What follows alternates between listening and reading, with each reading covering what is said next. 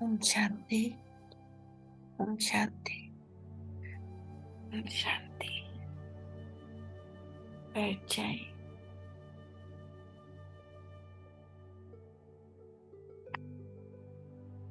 अव्यक्त स्थिति में प्रकाश के शरीर में, और देखिए बाबा का वरदानी हस्त हमारे मस्तक पे, दृष्टि हमारे ऊपर पड़ती हुई। बाबा हमें आप समान बना रहे हैं, कह रहे हैं बच्चे अब आ जाओ मेरे पास वतन में, हो जाओ संपूर्ण।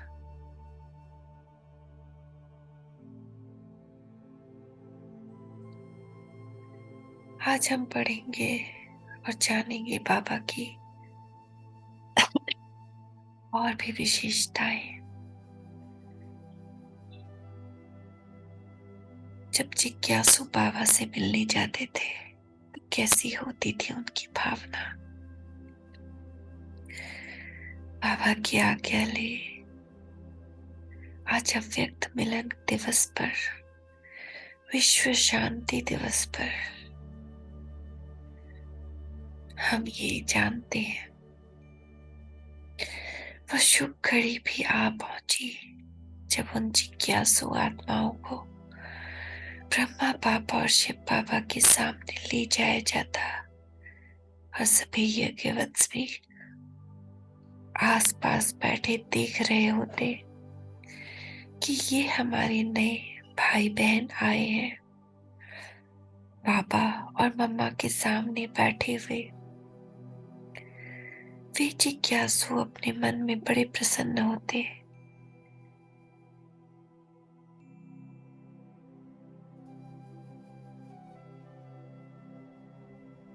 यहाँ आने से पहले तो उनके मन में यह प्रश्न अथवा उत्सुकता बनी रहती थी कि शिव बाबा ब्रह्मा बाबा के तन में कैसे आते होंगे, उनकी प्रवेशता को हम कैसे जान पाएंगे, शिव बाबा से हमारा मिलन कैसे होगा।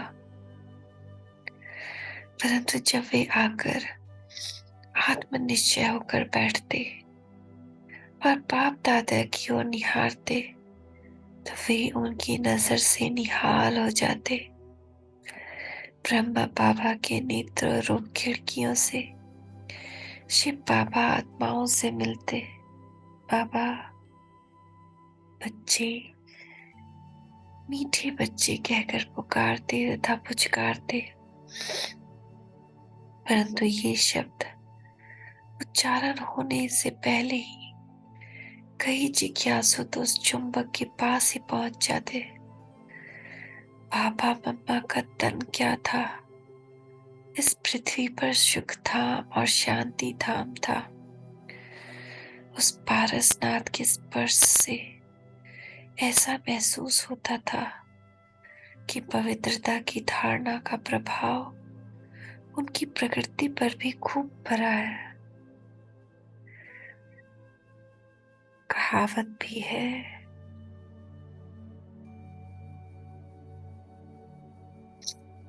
संत बड़े परमार्थी, शीतल जिनके अंक औरों को शीतल करे, देते अपना रंग।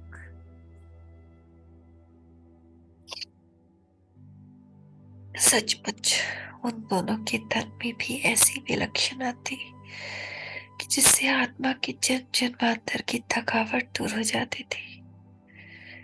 परंतु उस ईश्वरीय गोद का सौभाग्य उन्हों को मिल सकता जिन्होंने आजीवन ब्रह्मचर्य की धारणा की तथा योगाभ्यास की प्रतिज्ञा लेते होते थे।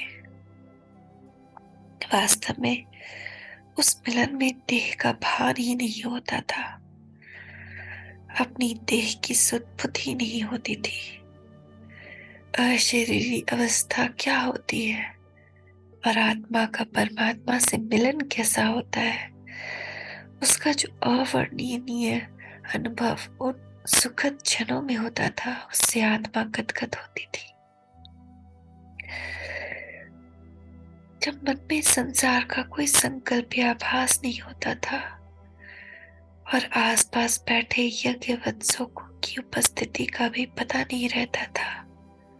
आहा, आत्मा का परम पिता से वह मिलन ऐसा होता था कि तब बीच में किसी दूसरे की याद, किसी प्रकार का कोई संकल्प विकल्प, मन में कोई इच्छा या तृष्णा नहीं होती थी,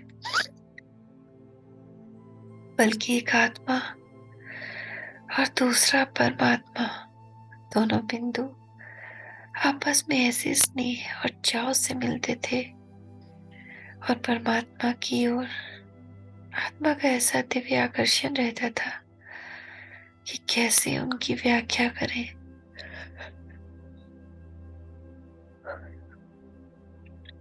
एक सेकेंड में यह स्थिति होती थी जिसमें न जमीन का भान न आसमान का पता रहता था और आत्मा सर्वभावीन परमपिता परमात्मा की होकर अभूतपूर्व आनंद में, प्रेम में, शांति में, शक्ति में, रस में तन्मय होती थी।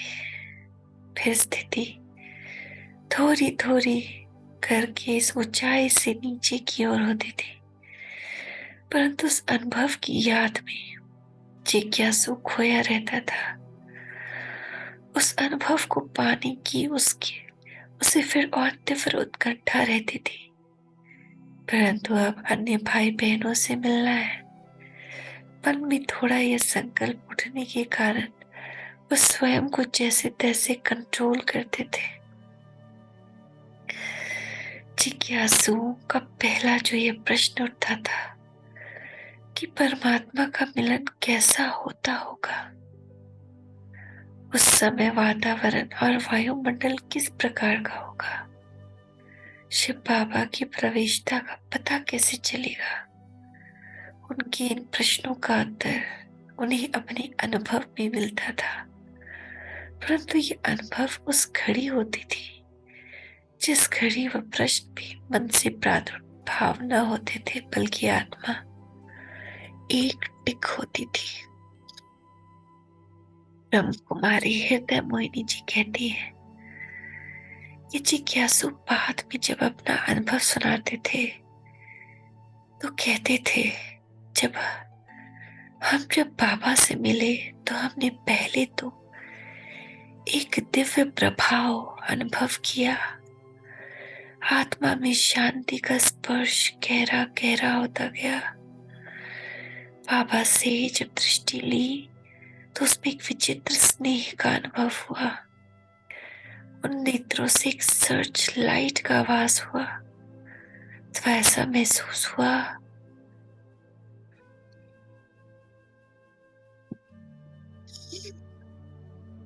जैसे कोई अपनी अंगुलियों को बिजली की पावर वाले शू के दो खुराकों पर रखने से घिना तथा अपने तन में करंट महसूस करता है,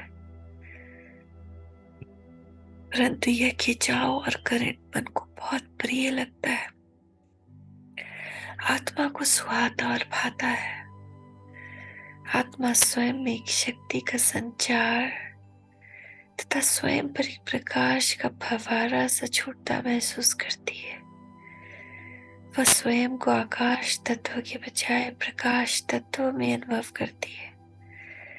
तब कोई अपवित्र संकल्प नहीं उठता, मन में मलिन संस्कार धुल गए लगते हैं और जीवन में एक अपार हल्कापन, उल्लास, हिम्मत, उपराम भाव तथा दिव्यता का अनुभव होता है और मन कहता है किसी में ही रमा रहे, इसी का ही रसास्वादन करता रहे।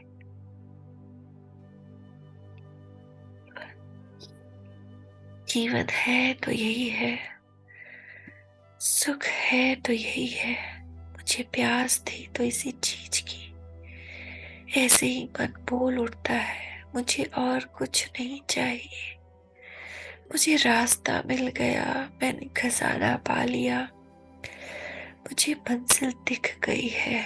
में स्वरूप में टिक गया। ऐसी गुप्त आवाज अंदर उठती है, इससे पहले का जीवन याद नहीं आता। फिर जब यह याद आता है तो अज्ञानता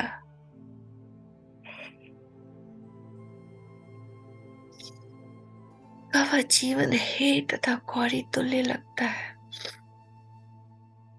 उस समय वातावरण में अपूर्व खुशी की लहर, शांति की तरंगे, स्नेह की उर्मियां, दिव्यता के स्पंदन, एक अनोखे प्रकार का सन्नाटा आत्मा को महसूस होता है और आत्मा उस दिव्य प्रकाश से आलोकित एक पवित्र प्रभाव से परिपूर्ण वातावरण में स्वयं को शरीर से न्यारी होती हुई महसूस करती है, क्योंकि आत्मा को तो परमात्मा खींचने लगता है और देह अलग होने लगती है।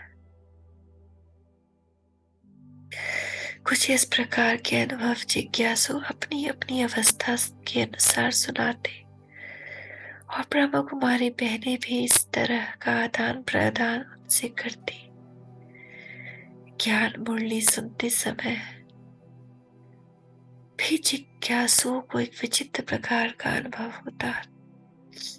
वह देखते थे कि वह मुरली सर्व आत्माओं के प्रति ही चलाई गई है। वह सभी धर्मों, सभी देशों, सभी वर्गों के लोगों के लिए है। उसमें तीनों कालों, तीनों लोगों का ज्ञान समाया हुआ है। उसमें सुनाने वाले साधु, आत्माओं, जगत गुरु, ऋषियों, मुनियों, देश के राष्ट्रपति और राजनीतिक नेताओं, राजाओं, महाराजाओं आदि आदि से भी उच्च अधिकार के स्वर से बोलता है और ऐसे बोलता है जैसे परम धाम से आया हो, स्वयं काम आदि विकारों से बिल्कुल ही निर्मल, सर्वशक्तिवान तथा ज्ञान का सागर हो। उसके ज्ञान का आधार न कोई शास्त्र है और न कोई प्रचलित विचारधारा। उस ज्ञान की सीमा न एक जाति या काल विशेष है, न धर्म विशेष। वह बोलता ऐसे है जैसे उसने हमारा कल्याण करके ही छोड़ना हो, हमें पवित्र बनाने का कर्तव्य करके ही रहना हो। वह हमें बच्चे बच्चे भी ऐसे स्वाभाविक तरीके से तथा स्नेह से कहता है जैसे हम सचमुच उसके बच्चे हों और वह हमारा बाप। हम उसे जाने न जाने, माने न माने, परंतु उसका व्यवहार ऐसा है जैसे कि वह हमें जानता और पहचानता है और पक्की तरह से हमें अपना मानता है। वह हमें पुचकारता और दुलारता भी ऐसे है जैसे उसका प्यार हिलोरी लेता हो और उसका स्वाभाविक गुण ही प्यार करना तथा सभी का कल्याण करना और सभी को पतित से पावन बनाना हो। हम उससे रूठ जाए तो भी वह हमें मनाता है। हम सो जाए तो वह जागती ज्योति हमें जगाता है। हम कर्तव्य विमुख हो जाए तो वह हमें जतलाता है, सुझाता है और कदम कदम पर वह हमारे जीवन की जिम्मेवारी लेता है। वे आपके पास बैठकर आपको अपने किए विकर्मों का चिट्ठा बताते तो भी आपकी दृष्टि उनके लिए घृणा की दृष्टि न बनती, बल्कि उनको उन संस्कारों से निकालने का ही वे सदा पुरुषार्थ कराते। उनका प्यार पहले की तरह बना रहता।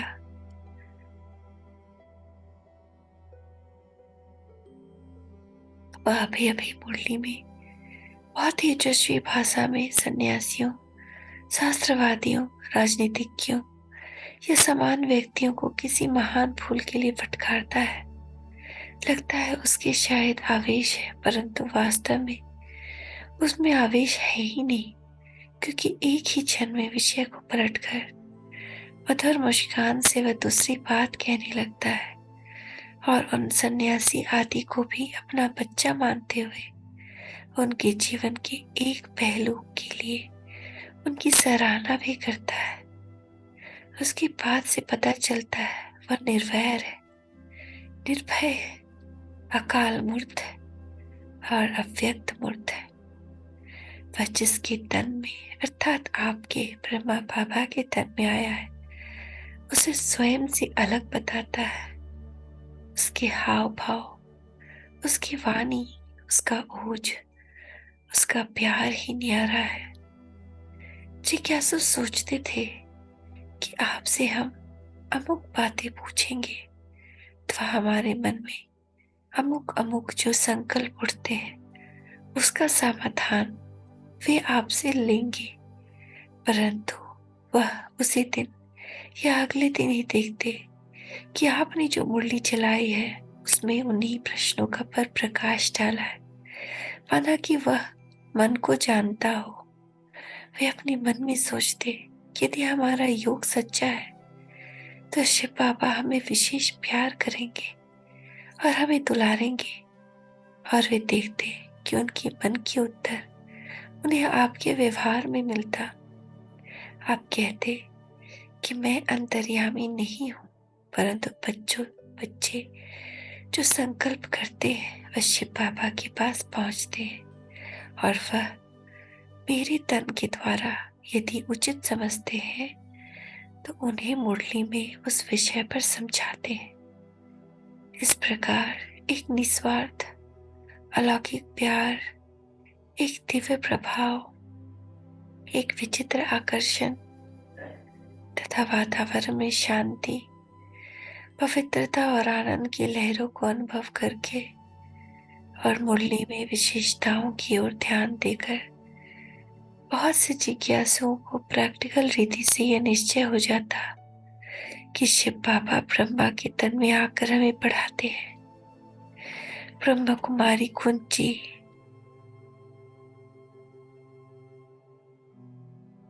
कहती है कि जिज्ञासु जितने दिन यज्ञ में रहते थे उनकी मनोस्थिति संसार से न्यारी और प्यारी हो जाती थी। उन्हें न दिन याद रहता था न तिथि, मानो विकाल की परिधि से ऊपर उठ गए महसूस करते थे। उन्हें ऐसा लगता था जैसे वे आज ही तो यज्ञ में आए हैं, परंतु उन्हें यह भी अनुभव होता था कि वे तो पहले से ही इस दैवी परिवार के अथवा बाबा के हैं। जब पहली बार वे बाबा से मिलते तब बाबा उनसे पूछते भी थे, बच्चे क्या पहले भी कभी बाबा से मिले हो? जिज्ञासु उत्तर देता, हाँ बाबा, 5000 वर्ष पहले भी आपसे मिले थे। बाबा कहते, क्या ये पक्का निश्चय है कि यही इस स्थान आज के दिन हूबहू ऐसे ही मिले थे? भला कितनी बार बाबा को पहले भी मिल चुके हो? जिज्ञासु कहते, बाबा हमें पूरा निश्चय है कि हम आपके पिछड़े हुए बच्चे कल्प कल्प आपसे हूबहू इसी तरह मिलते रहे हैं। बाबा ज्ञान के आधार पर हम जानते हैं कि हम अनगिनत बार आपसे मिल चुके हैं। बाबा कहते, अच्छा यह तो बताओ आपके कितने बच्चे हैं? जिज्ञासु के जितने बच्चे वह बता देता। तब बाबा कहते, क्या शिव बाबा को भुला दिया? क्या परमात्मा को अपना वारिस नहीं बनाया? जब तक उसको वारिस नहीं बनाओगे तब तक उससे वर्षा कैसे लोगे? बाबा की ये बातें सुनकर सभी हंस पड़ते। जिज्ञासुओं का अपने दैहिक बच्चों से मोह निकाल कर परमपिता शिव की ओर मन लगाने का बाबा की ये रमणीक युक्तियां थी। फिर आप पूछते, क्या आप कभी रोएंगे तो नहीं? जिज्ञासु बोलते, नहीं बाबा, हम कभी नहीं रोएंगे। मुस्कुराकर बाबा कहते, सच कहते हो?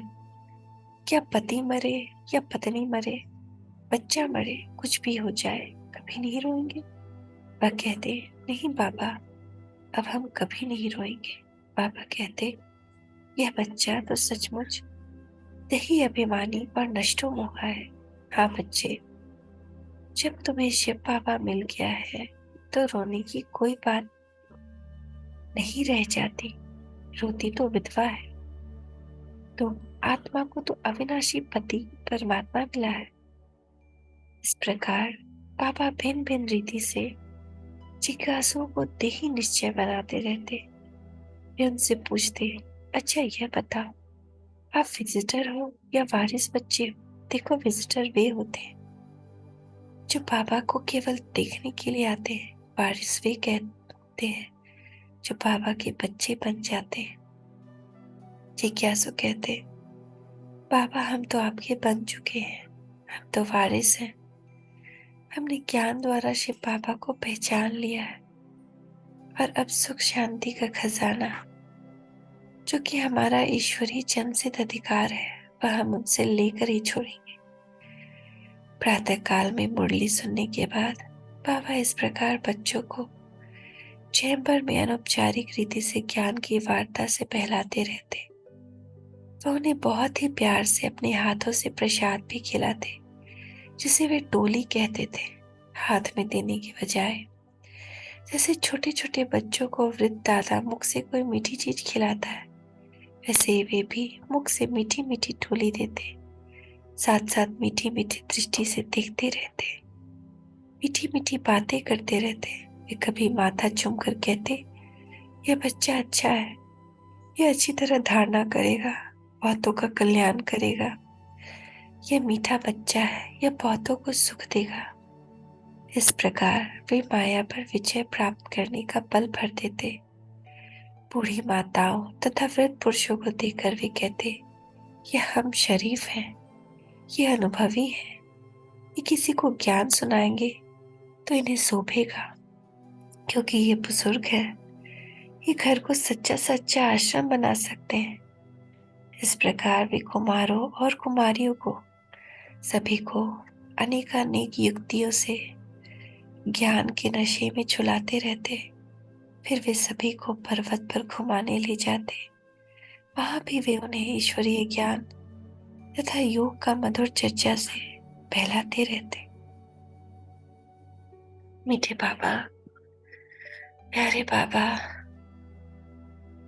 ये प्रसंग सुनकर ऐसा लगता है मैंने इसे जीवंत जिया हो, जैसे मैं भी थी आपके पास, जैसे आपने मेरा माथा भी चूम कर कहा था, बच्ची तुम बहुतों का कल्याण करोगी।